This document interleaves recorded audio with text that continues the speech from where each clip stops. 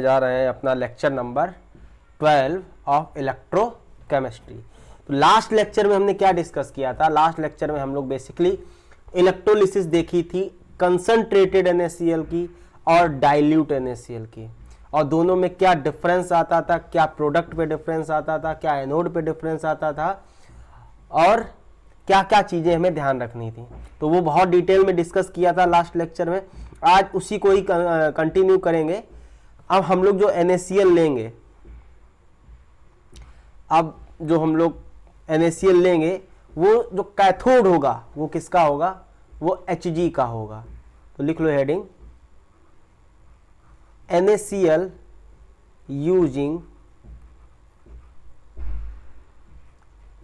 Mercury as cathode, mercury as cathode. अब यहां question arise हो सकता है कि ये जो NaCl है ये कंसंट्रेटेड है या डाइल्यूट है। तो हमने लास्ट लेक्चर में आपको बताया था कि जब तक मेंशन ना हो तब तक हम लोग कंसंट्रेटेड NaCl ही लेके चलेंगे, ठीक है। और ये वाला केस भी आपका बहुत ज्यादा इंपॉर्टेंट है। जेई में डायरेक्ट इस पे पैराग्राफ आया था, ठीक है। 3-4-12 लगभग, हाँ 3-4 क्वेश्चंस थे, पैराग्राफ पूरा आया था इसी पे। जब हम NaCl का इलेक्ट्रोलिसिस कराते हैं और मरकरी का आपका कैथोड होता है, ध्यान रखना, Hg का आपका कैथोड होता है, तो एनोड का होगा? एनोड आपका इनर्ट होगा, बेसिकली प्लेटिनम का होगा, क्योंकि उसके बारे में कुछ नहीं कहा गया है। तो देखो कुछ नहीं, एनोड पे हमारा क्या जाएगा? वही है। तो एनोड पे हमारा क्या होगा? एनोड पे हमारा होगा ऑक्सीडेशन। क्या होगा एनोड पे हमारा? Sorry, oxidation. और एनोड पे हमारे कौन कौन से आयंस होंगे? Cl माइनस होगा और OH माइनस होगा। क्या होगा? Cl माइनस होगा और OH माइनस होगा। कैथोड पे आपका क्या होगा? कैथोड पे होगा हमारा रिडक्शन। क्या होगा? रिडक्शन होगा। कैथोड पे कौन कौन से आयन होंगे? कैथोड पे आपका Na प्लस होगा और H प्लस होगा। क्या होगा? Na प्लस होगा और H प्लस होगा, ठीक है। ऑक्सीडेशन किसका होगा? क्लोरीन, जो इलेक्ट्रोकेमिकल सीरीज में ऊपर होगा, है ना, उसी का ऑक्सीडेशन होता है। तो ये तो सब हमें ज़्यादा बताने का जरूरत नहीं, बहुत ज़्यादा डिस्कशन किया है। 2Cl माइनस किस में जाएगा? Cl2 में, ठीक है, 2 में नहीं, इसमें जाएगा Cl2 में और 2 इलेक्ट्रॉन, ठीक है। तो ये हो गया ऑक्सीडेशन किसका? Cl माइनस का। अब कैथोड पे रिडक्शन किसका होगा? यही तो सारा खेला है। रिडक्शन जो इलेक्ट्रोकेमिकल सीरीज में जितना ज्यादा नीचे होगा उसका रिडक्शन पोटेंशियल ज्यादा होगा, और उसका रिडक्शन पोटेंशियल जिसका ज्यादा होगा उसी का रिडक्शन होगा। बट यहां पे जो होता है रिडक्शन होता है Na प्लस का, बस यही मेन चीज है। Na प्लस का आपका रिडक्शन होता है, ठीक है। ये क्या करेगा? एक इलेक्ट्रॉन गेन करके क्या बना लेगा? Na solid. क्या बना लेगा? Na solid. ऐसा क्यों सर? बस यही आपके साथ जो मेन खेला है। क्या करेगा? ये जो Na सॉलिड बना है कहां बनेगा? कैथोड पे। अब ये Na सॉलिड मरकरी के साथ कंबाइन कर लेगा और क्या बना लेगा? आपका सोडियम अमलगम। क्या बना लेगा? Sodium amalgam, NaHg। इसको क्या बोलते हैं हम लोग? सोडियम अमलगम, ठीक है। अब देखो क्यों ये Na प्लस गया, क्यों Na प्लस का रिडक्शन हुआ, H प्लस का क्यों नहीं हुआ? इसका जवाब ये है क्योंकि जो Na है due to high solubility of sodium, जो सोडियम क्या है मरकरी में बहुत ज्यादा सॉल्युबल है और क्या बना लेता है? Sodium amalgam. इस वजह से ये जो Na प्लस है उसका रिडक्शन होता है H प्लस की बजाय। समझ में आ रहा कि नहीं? तो यही पॉइंट इसमें इंपॉर्टेंट है। तो ये आप आराम से लिख सकते हो। क्या लिख सकते हो? Due to high solubility, due to high solubility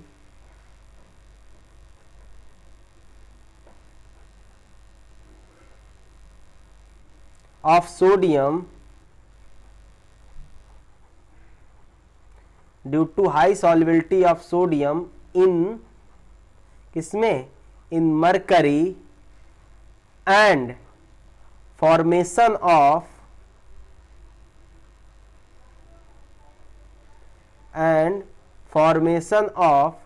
sodium amalgam,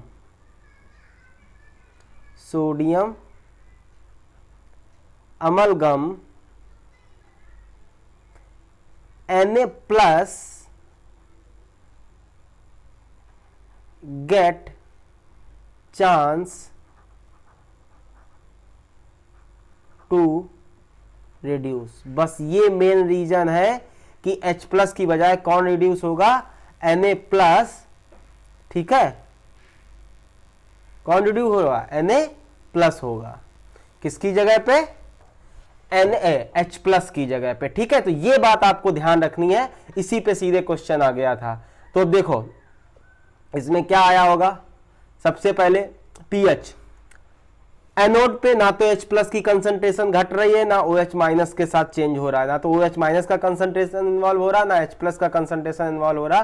तो pH का ना तो एनोड पे इन्वॉल्वमेंट चेंज हो रहा है, ना तो कैथोड पे चेंज हो रहा है। तो pH में क्या आएगा, नो चेंज। pH में क्या आएगा, नो चेंज इन pH। ठीक है, सिमिलरली आपका और क्या होगा, Na प्लस चेंज होगा सोडियम सॉलिड में। ठीक है, इंस्टेड ऑफ H प्लस, क्योंकि उसका रिडक्शन होगा और आपका सोडियम अमलगम बनेगा कहाँ पे, कैथोड पे। एनोड पे आपका क्या मिलेगा, क्लोरीन गैस मिलेगा। तो वो सारी चीजें आपको ध्यान रखनी है, इसमें ज्यादा डिटेल में बात नहीं करेंगे, इतना आपको बता रखना। और ये केस आप याद रखना, इसको भी आप याद रखना, डायरेक्ट पूछा जा सकता है आपके जेई मेंस और नीट में। ठीक है ना, तो ये हो गया। एक और केस देख लेते हैं, ये भी इंपॉर्टेंट है। ये केस क्या है आपका, लिख लो, इलेक्ट्रोलिसिस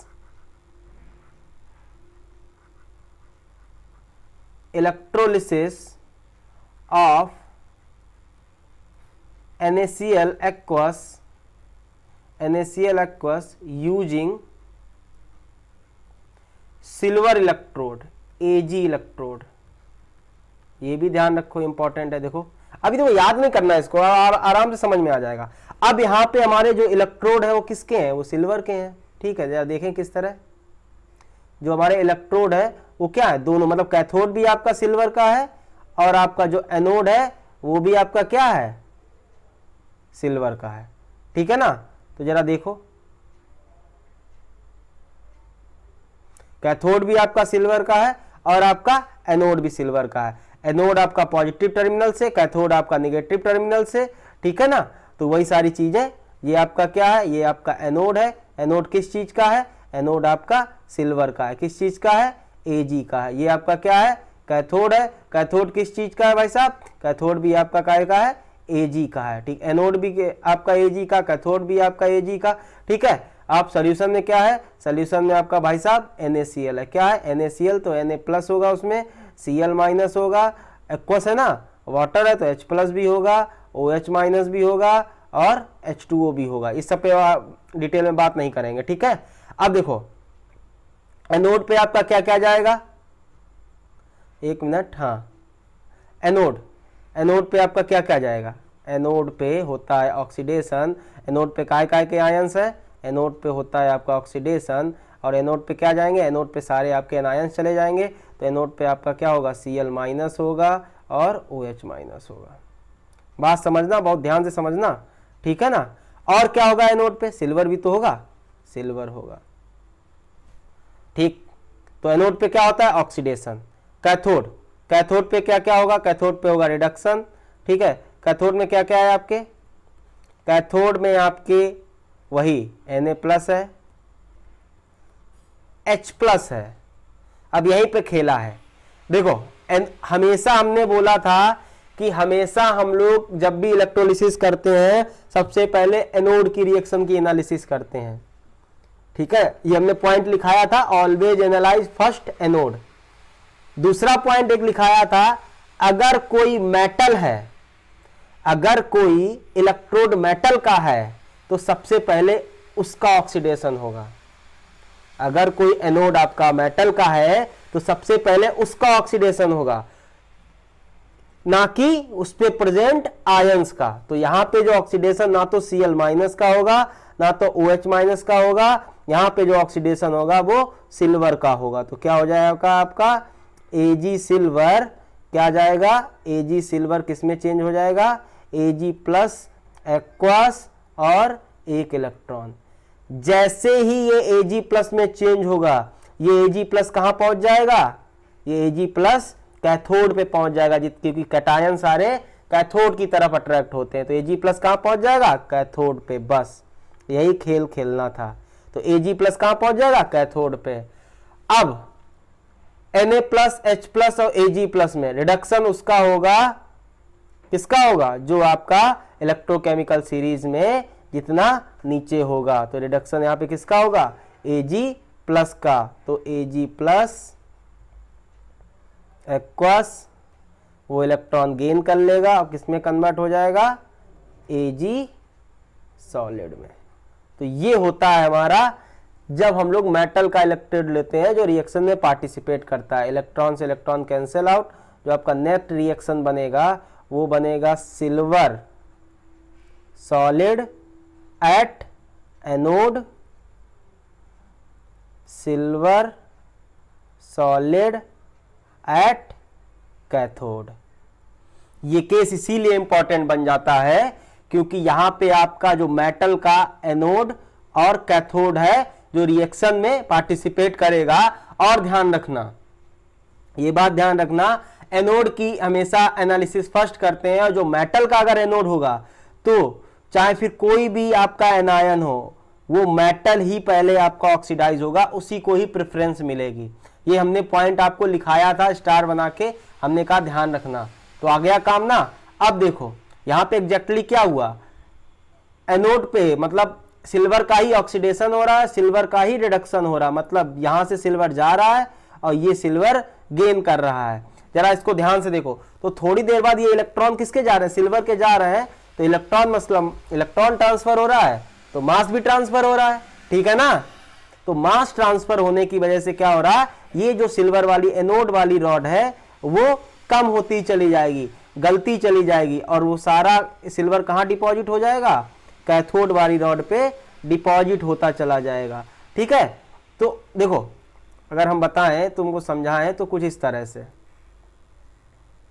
ये ठीक है, ये आपका एनोड है, अगर एनोड का है सिल्वर का है, तो ये क्या करेगा, ये थोड़ी देर बाद गल जाएगा कुछ इस तरह, ठीक है। और अब अगर ये कैथोड है आपका, ये आपका कैथोड था, दोनों सिल्वर के हैं, ठीक है, कुछ इस तरह, ठीक है ना, एक मिनट, हाँ कुछ इस तरह। अभी क्या हो रहा है, इससे सारा इलेक्ट्रॉन ट्रांसफर होके तो जो भी सिल्वर था वो इस पे डिपॉजिट होने लगा, इस वाली सिल्वर की रॉड पे, ठीक है। अब देखो इनका यूज कहां करते हैं इस टाइप का। अब मान लो अगर ये सिल्वर की रॉड है, ये आपकी सिल्वर की रॉड है, ये मान लो इम्प्योर सिल्वर की रॉड है, कैसी है, इम्प्योर सिल्वर की रॉड, और ये आपकी प्योर सिल्वर की रॉड है, कैसा है, प्योर सिल्वर। तो अभी क्या हो गया, अगर हमें किसी सिल्वर को या किसी मेटल को प्योर करना हो तो क्या करते हैं, इस तरह का हम लोग सेटअप यूज करते हैं। तब हम लोग उसी सेम मेटल का हम लोग इम्प्योर वाली रॉड को एनोड बना लेते हैं और प्योर वाली रॉड को कैथोड बना लेते हैं, और जो इम्प्योरिटी होती है वो नीचे बैठ जाती है, जिसको हम लोग क्या बोलते हैं, एनोड मड। क्या बोलते हैं, एनोड मड। और इस प्रोसेस को बोलते हैं हम लोग इलेक्ट्रो रिफाइनिंग। क्या प्रोसेस, क्या बोलते हैं इसको हम लोग, इलेक्ट्रो रिफाइनिंग, ठीक है। तो इलेक्ट्रो रिफाइनिंग क्या होता है, refining of any metal with the help of electrolysis. क्या होता है, refining of any metal with the help of electrolysis.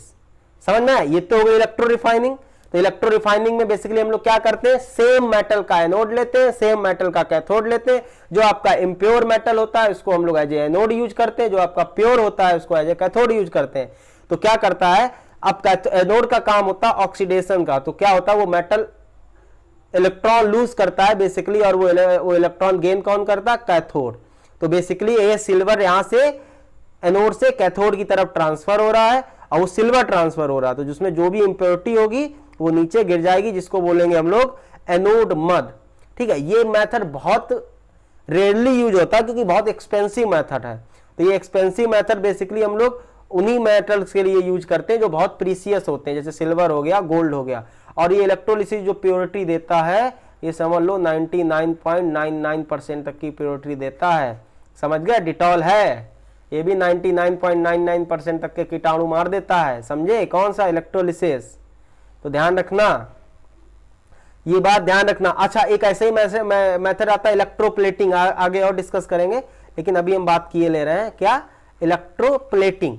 Electroplating का मतलब होता है किसी एक मेटल पे दूसरे मेटल की लेयर चढ़ाना। तो इस केस में बस सारा प्रोसेस सेम रहता है। जो हम लोग कैथोड लेते हैं वो जिस मेटल पे हमें लेयर चढ़ानी होती है वो चेंज कर देते हैं। ठीक है ना? तो कैथोड में जैसे मान लो कॉपर पे हमें सिल्वर की लेयर चढ़ानी हो, तो हम लोग कैथोड क्या ले लेंगे? कॉपर का ले लेंगे, और इस तरह प्रोसेस करेंगे तो आसपास क्या होगा? सिल्वर जुड़ जाएगा। ठीक है, तो इस मेथड को कहते हैं इलेक्ट्रोप्लेटिंग मेथड। समझ में आ रहा कि नहीं? तो ये हो गए हमारे NaCl के सारे केस जो आपके इंपॉर्टेंट हैं। ठीक, ओके। आगे हम लोग अब देख लेते हैं कुछ और इलेक्ट्रोलिसिस के केसेस। तो एक देख लेते हैं, हेडिंग डाल लो, इलेक्ट्रोलिसिस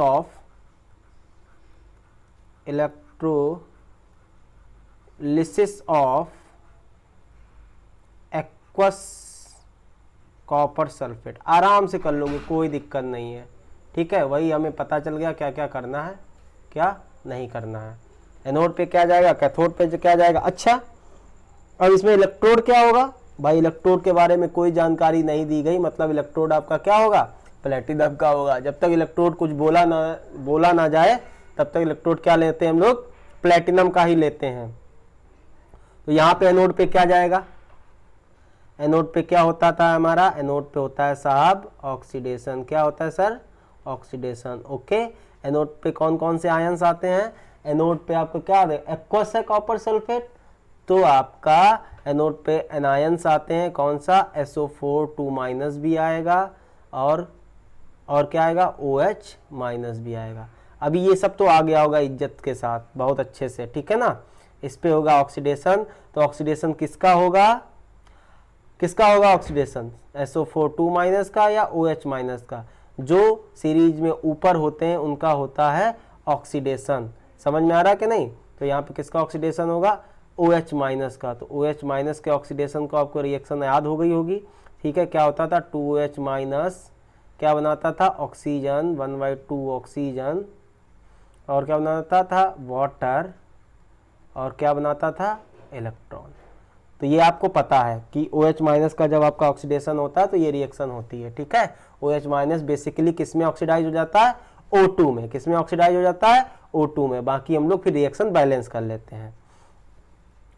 और कैथोड पे क्या आएगा आपका? कैथोड पे साहब, कैथोड देख लेते हैं। कैथोड पे होता है सर रिडक्शन। क्या होता है सर? रिडक्शन। कैथोड पे कौन कौन से आयंस आते हैं? कैथोड पे बेसिकली आते हैं कैटायंस। तो यहाँ पे कौन कौन से आयंस आएंगे? Cu2+ और सर H+। ओके, अब कैथोड पे होता है रिडक्शन। किसका रिडक्शन होगा? रिडक्शन उसका होगा जो इलेक्ट्रोकेमिकल सीरीज में नीचे होगा, जिसका रिडक्शन पोटेंशियल ज्यादा होगा, है ना? तो रिडक्शन पोटेंशियल किसका ज्यादा होगा? Cu2+ का। ये इलेक्ट्रोकेमिकल सीरीज में H+ से नीचे है, तो Cu2+ क्या करेगा? Cu2+ 2 इलेक्ट्रॉन गेन करके कहाँ जाएगा? Cu solid. कहाँ जाएगा? Cu solid. तो ये हो गई आपकी यहाँ रिएक्शन। ठीक है, तो बेसिकली अगर हम देखें तो ये हो गया आपका एनोड प्रोडक्ट Ap। ठीक है, और कॉपर हो गया आपका कैथोड प्रोडक्ट। पीएच में क्या चेंज आएगा? पीएच में क्या चेंज आएगा? पीएच आपका डिक्रीज होगा। क्या होगा? डिक्रीज होगा, क्योंकि OH- का कंसंट्रेशन आपका क्या हो रहा है? डिक्रीज हो रहा है, इसीलिए पीएच भी आपका क्या होगा? डिक्रीज होगा। और क्या होगा? SO4- की कंसंट्रेशन पे क्या फर्क पड़ेगा? SO4 -2 की कंसंट्रेशन पे कोई फर्क नहीं पड़ेगा, क्योंकि ये तो रिएक्शन में पार्टिसिपेट ही नहीं कर रहा है, इसका तो ऑक्सीडेशन ही नहीं हो रहा है। तो इसमें क्या आएगा, नो चेंज। क्या आएगा बेटा, नो चेंज। ठीक है, तो ये हमें कॉपर सल्फेट वाला भी समझ में आ गया होगा, कोई दिक्कत नहीं है। ठीक है, ओके। अब देखो पीएच का हमेशा ध्यान रखना, जब H प्लस OH माइनस दोनों पार्टिसिपेट करते हैं तब भी पीएच में कोई चेंज नहीं होता, क्योंकि एक की वजह से बढ़ता है तो दूसरी की वजह से उतना ही घट जाता है। जब दोनों पार्टिसिपेट नहीं करते हैं तब भी पीएच में कोई चेंज नहीं होता है। लेकिन अगर किसी में से कोई, अगर H प्लस पार्टिसिपेट कर रहा है तो पीएच आपका घटेगा, और अगर सिर्फ OH माइनस पार्टिसिपेट कर रहा है तो अगर और OH माइनस का कंसंट्रेशन घट रहा है तो पीएच आपका बढ़ेगा। ये बात हमेशा ध्यान रखना। ठीक है, तो ये हो गया आपका electrolysis of copper sulphate aqueous की। एक और देख लेते हैं। ठीक है, तो इसी का ही है, हेडिंग डाल लो, इलेक्ट्रोलिसिस ऑफ। देखो सारे बहुत सारे केस बन सकते हैं, हम आपको मेन में डिस्कस कर ले ताकि आपको समझ में आ जाए। बस जो एक्सेप्शन थोड़े बहुत थे, एक्सेप्शन मतलब जिनका अदर रीजन था वो हमने बता दिया है, बाकी बस एक ही कॉन्सेप्ट है, एनोड, कैथोड, ऑक्सीडेशन, रिडक्शन। ठीक है ना, तो अगला डालो, electrolysis of aqueous CuSO4 using Ag as anode and copper as cathode। देखो ध्यान रखना, इसमें आपको एनोड कैथोड दिए गए हैं, वो भी अलग अलग। ठीक है, अब देखो बात समझना, एनोड आपका काय का है, सिल्वर का है। तो एनोड पे क्या होता है, ऑक्सीडेशन। पहले हम लोग एनोड की एनालिसिस करते हैं तो वही करेंगे। एनोड ऑक्सीडेशन होता है, और एनोड पे क्या क्या जाएगा आपका, कॉपर CuSO4 है और एक्वस है, तो एनोड पे आपका H प्लस जाएगा, सॉरी एनोड पे तो आपके एनायन जाते हैं, तो एनोड पे आपका OH माइनस जाएगा। क्या जाएगा, OH माइनस जाएगा, SO4 2 माइनस जाएगा। ठीक है, और एनोड किस चीज का है, एनोड आपका सिल्वर का है। किस चीज का है, सिल्वर का है। तो ये तीन चीजें हो गई एनोड में। अब किसका ऑक्सीडेशन होगा, जो इलेक्ट्रोकेमिकल सीरीज में ऊपर है, नहीं, यहाँ पे ऑक्सीडेशन मेटल का होगा, क्योंकि एनोड आपका मेटल का है। और ये पॉइंट याद रखना कि कभी भी किसी मेटल का एनोड होता है तो उसी का हमेशा ऑक्सीडेशन होता है, बाकी एनायंस का नहीं होता है। ठीक है ना, तो Ag का आपका ऑक्सीडेशन होगा, तो क्या करेगा Ag सॉलिड। ठीक है, इलेक्ट्रॉन लूज करेगा, क्या बना लेगा, Ag प्लस एक्वस और एक इलेक्ट्रॉन। तो ये हो गया आपका एनोड। ठीक है ना, सिमिलरली अब क्या हो जाएगा, कैथोड पे आपका क्या होता है बेटा, रिडक्शन। क्या होता है कैथोड पे, रिडक्शन। अच्छा, कैथोड पे क्या क्या होगा आपका, कैथोड पे आपका सारे कैटायन पहुंच जाएंगे, तो सबसे पहले Cu2 प्लस होगा आपका, और आपका क्या होगा, H प्लस होगा, और भाई साहब ये Ag प्लस, ये भी किधर पहुंच जाएगा, कैथोड पे, तो Ag प्लस भी होगा। तो जरा अब देखो, अब इसमें किसका रिडक्शन होगा, Cu प्लस, H प्लस और Ag प्लस में, जो इलेक्ट्रोकेमिकल सीरीज में सबसे नीचे होगा या जिसका स्टैंडर्ड रिडक्शन पोटेंशियल सबसे ज्यादा होगा। तो यहाँ किसका है, Ag का। तो यहाँ Ag प्लस क्या करेगा, वही इलेक्ट्रॉन गेन करके क्या बना लेगा, Ag सॉलिड। क्या बना लेगा, Ag सॉलिड। तो ये भी आपका वही वाला केस हो गया, कौन सा, इलेक्ट्रो रिफाइनिंग वाला। जरा देखो नेट रिएक्शन आपकी क्या आ जाएगी, नेट रिएक्शन आपकी आ जाएगी, क्या आ जाएगी, नेट रिएक्शन आपकी आ जाएगी Ag solid at anode, Ag solid at cathode. ठीक है, ये आयंस भी चले जाएंगे। ठीक, ओके। तो ये हो गई आपकी, ये भी केस कैसा हो गया, इलेक्ट्रो रिफाइनिंग का केस हो गया। ठीक है, तो इसमें क्या क्या हो सकता है, तो देखो यहाँ पे क्या हो गया, यहाँ पे अगर हम लोग और एनालिसिस करें तो weight of anode rod, anode rod के वेट पे क्या फर्क पड़ेगा, एनोड रॉड का वेट आपका डिक्रीज होगा क्योंकि Ag आपका कम होता जा रहा है क्योंकि उसका ऑक्सीडेशन हो रहा है। ठीक है, अच्छा वेट ऑफ कैथोड रॉड पे क्या फर्क पड़ेगा, कैथोड रॉड का जो वेट है वो क्या करेगा, बढ़ेगा क्योंकि जो सिल्वर वहां से जो ऑक्सीडाइज होके आ रहा है एनोड से वो कैथोड पे डिपॉजिट हो रहा है। ठीक है ना। अच्छा Cu2+ की कंसंट्रेशन पे क्या इंपैक्ट पड़ेगा, ये रिएक्शन में पार्टिसिपेट ही नहीं कर रहा तो नो चेंज। ठीक है, ये स्क्वायर ब्रैकेट का मतलब होता है कंसंट्रेशन का साइन। ठीक है, SO4 के कंसंट्रेशन पे क्या फर्क पड़ेगा, ये भी आपका, इसका भी ऑक्सीडेशन नहीं हो रहा, ये भी रिएक्शन में पार्टिसिपेट नहीं करेगा तो इसका भी नो चेंज। अच्छा सर पीएच में क्या फर्क पड़ेगा, ना तो H+ का चेंज हो रहा है कहीं, ना OH- का चेंज हो रहा है कहीं, तो पीएच पे भी क्या फर्क पड़ेगा, नो चेंज। क्या सर, नो चेंज, पीएच में भी नो चेंज। अभी क्लियर ना, बहुत आराम से पढ़ा रहा हूँ, बहुत इंपॉर्टेंट चीजें हैं। अब आपको बहुत आसान लगने लगी होंगी, लेकिन सच बता रहा हूँ समझ में नहीं आता जो अगर बेसिक नहीं क्लियर होता है इसका। ठीक है, तो ये प्रोसेस भी आपका किसका है, इलेक्ट्रो रिफाइनिंग का प्रोसेस है। इलेक्ट्रो रिफाइनिंग, एक मिनट, यहां पे हमारा जो रॉड था, एक मिनट गलती कर गया हूं मैं। ठीक है, कैथोड का था, तो आपका बेसिकली ये जो सिल्वर जा रहा है वो कैथोड पे जा रहा है, बेसिकली कैथोड की रॉड पे डिपॉजिट हो रहा है। तो ये इलेक्ट्रो रिफाइनिंग नहीं है, ये इलेक्ट्रोप्लेटिंग है। क्या है, इलेक्ट्रोप्लेटिंग, क्योंकि कैथोड तो आपको कॉपर का है ना, अगर आपका कैथोड भी आपका सिल्वर का होता तो ये इलेक्ट्रो रिफाइनिंग था। बेसिकली ये तो जा रहा कॉपर की रॉड पे चलेगा ना जाके, भाई कॉपर वो है क्या कैथोड, तो ये कॉपर की रॉड पे डिपॉजिट होगा। तो बेसिकली कॉपर की रॉड पे जो लेयर चल रही, किसकी चल रही, सिल्वर की, तो इस प्रोसेस को बोलते हैं इलेक्ट्रोप्लेटिंग। ठीक है, वो हम बोल दिए गलती से इलेक्ट्रो रिफाइनिंग, क्योंकि मैं भूल गया था कि जो कैथोड है आपका वो कॉपर का है। ठीक है, तो लिख लो this process is called electroplating. ठीक है, इलेक्ट्रोप्लेटिंग। ओके, तो इलेक्ट्रोप्लेटिंग में आपके एनोड और कैथोड डिफरेंट होते हैं।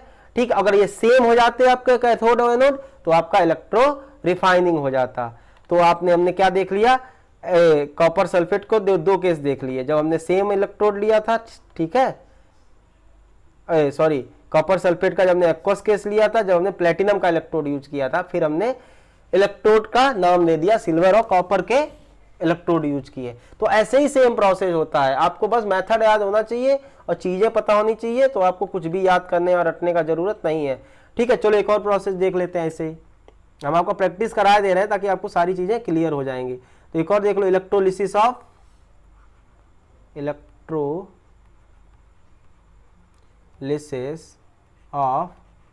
Silver nitrate. क्या, सिल्वर नाइट्रेट, AgNO3 का इलेक्ट्रोलिसिस, एक्वस सिल्वर नाइट्रेट। ठीक है, तो देखो कोई दिक्कत नहीं, अब तो आप चाहो पॉज करके खुद ही रिएक्शन लिख लो, कोई दिक्कत नहीं है। ठीक है, तो देखो अगेन एनोड पे क्या होगा आपका सर, ऑक्सीडेशन, या तो याद हो गया होगा। एनोड पे क्या जाएंगे सर, एनायन। कौन कौन से यहाँ पे एनायन होंगे, एक्वस है तो OH- तो होगा ही होगा, और क्या होगा AgNO3 है तो क्या होगा आपका NO3-। ठीक है, बहुत आसान है। अब इसमें ऑक्सीडेशन किसका होगा, सबसे पहले एनोड की रिएक्शन लिखते हैं, तो ऑक्सीडेशन किसका होगा, कौन है ऊपर है OH-, तो OH- का ऑक्सीडेशन हो जाएगा।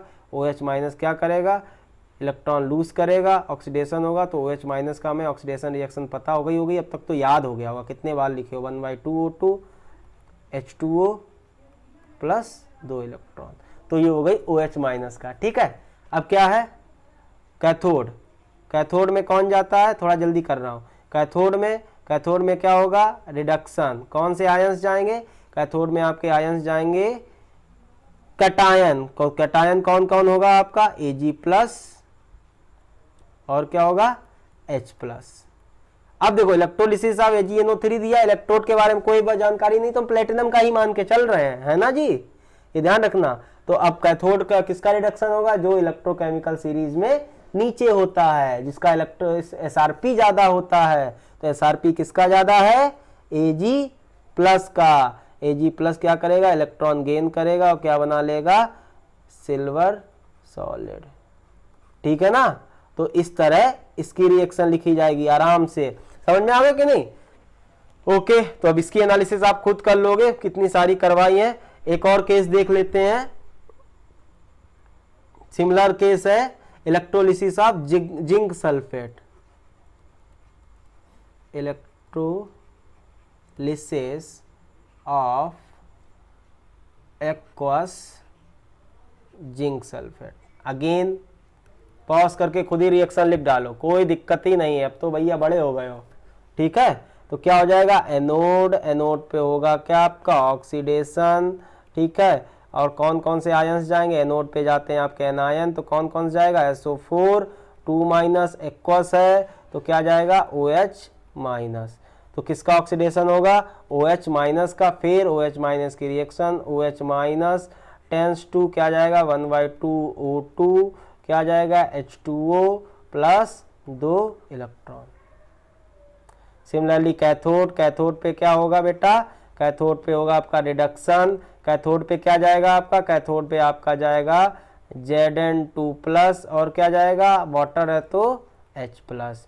किसका होगा किसका होगा रिडक्शन, रिडक्शन जो इलेक्ट्रोकेमिकल सीरीज में नीचे होगा, तो नीचे कौन है, जिंक और H प्लस में क्या है, H प्लस नीचे है, तो H प्लस का क्या हो जाएगा रिडक्शन, तो H प्लस क्या करेगा 2H प्लस 2 इलेक्ट्रॉन गेन करके क्या बना लेगा बेटा, ये बना लेगा आपका बेटा H2 गैस। तो बेसिकली देखो ये भी आपका कैसा हो जाएगा, ये भी आपका इलेक्ट्रोलिसिस और वाटर वाला केस हो जाएगा। ठीक है ना।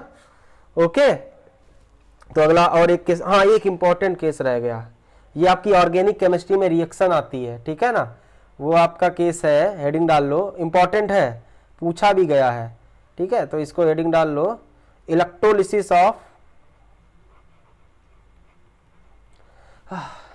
थक गए, इलेक्ट्रोलिसिस ऑफ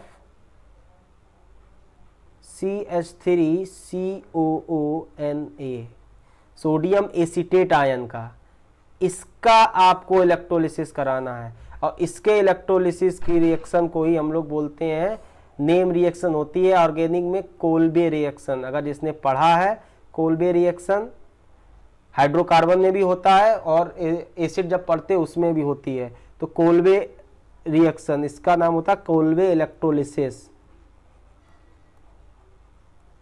ठीक है, हम लोग तो सिर्फ रिएक्शन लिख देते हैं, प्रोडक्ट लिख लेते हैं, लेकिन रियल में होती कैसे इलेक्ट्रोलिसिस वो हम लोग यहाँ पे देखते हैं। ठीक है, इंपॉर्टेंट है ये आपके ऑर्गेनिक के भी पॉइंट ऑफ व्यू से और फिजिकल के भी पॉइंट ऑफ व्यू से। तो एनोड पे क्या होगा, वही अपना एनोड, एनोड पे आपका होता है ऑक्सीडेशन, क्या होता है एनोड पे ऑक्सीडेशन, और एनोड पे क्या क्या जाएगा आपका, एनायंस जाएंगे, कौन कौन से एनायन, CH3 COO- और वाटर है तो OH-। ठीक है ना, एक्वस होगा, अच्छा हाँ ये सॉलिड लिख दे, अरे यार सॉलिड कैसे हो सकता है ये तुम ही बताओ, आयनाइज होगा सॉलिड है, तो ये एक्वस है भाई साहब, एक्वस ही होगा।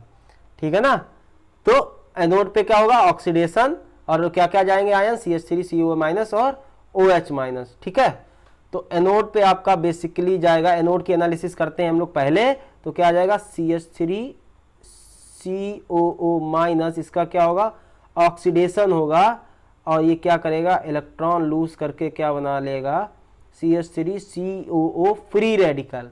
क्या बनाता है, फ्री रेडिकल। जिसने बेसिक ऑर्गेनिक केमिस्ट्री पढ़ी होगी उसे पता होगा ये फ्री रेडिकल क्या होता है। ठीक है, और क्या बनाएगा इलेक्ट्रॉन ट्रांसफर करेगा, सॉरी इलेक्ट्रॉन एक दे देगा। अब क्या करेगा, यही acetate free radical CH3 COO free radical क्या करता है,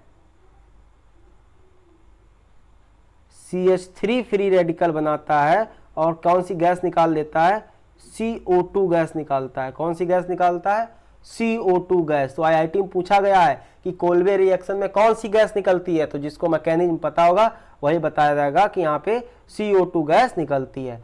अब देखो हमें कोल्बे रिएक्शन में पता है जो हमारा प्रोडक्ट बनता है वो एल्केन बनता है, तो यही CH3 फ्री रेडिकल, ठीक है, CH3 फ्री रेडिकल एक और CH3 फ्री रेडिकल के साथ कंबाइन करके क्या बना लेता है आपका एल्केन बना लेता है, बेसिकली क्या बना लेगा, CH3 और CH3। ये हो गई आपकी कौन सी गैस, ये भी आपकी गैसियस फॉर्म में होती है और ये भी आपकी गैसियस फॉर्म में होती है, ये आपकी इथेन गैस हो गई है, ठीक है ना। अच्छा, तो अगर ये 2 CH3 होते तो इसको भी 2 कर लो, ठीक है, 2 मॉलिक्यूल ऑफ CO2 के भी निकलते हैं, ये भी आपके 2 हो गए, क्योंकि रिएक्शन हम लोग बैलेंस करा के रखते हैं। तो ये भी आपका 2 हो गया, ये भी आपका 2 हो गया, ठीक है ना। तो इस तरह ये हो गई एनोड की एनालिसिस। किसकी एनालिसिस हो गई, एनोड की एनालिसिस। एनोड के एनालिसिस में हमें क्या क्या पता चला, एनोड के एनालिसिस में हमें ये पता चला, देखो यही पूछा जाता कि CO2 गैस एनोड पे निकलती है और जो आपका जो मेन प्रोडक्ट है कौन, इथेन, वो भी आपका गैसियस फॉर्म में निकलता है। तो एनोड पे कौन कौन सी गैसेस मिलती हैं कोलबे इलेक्ट्रोलिसिस में, इथेन और CO2 गैस। ध्यान रखना, इथेन भी आपकी गैस है और CO2 भी गैस है। अच्छा, जरा हम लोग उसकी भी एनालिसिस कर लेते हैं, किसकी, कैथोड की। चलो देखो कैथोड का देखते हैं।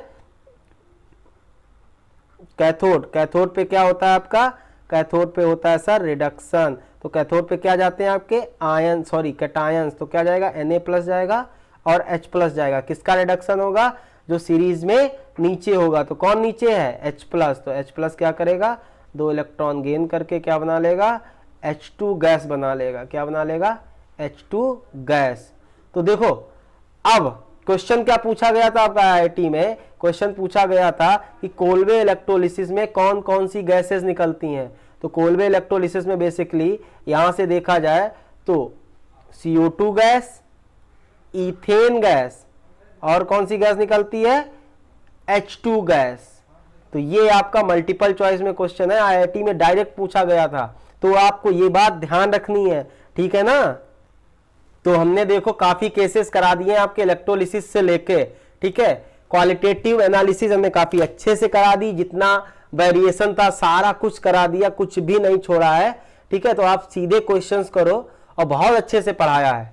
तो ये आपका क्वालिटेटिव एनालिसिस खत्म हो गया है।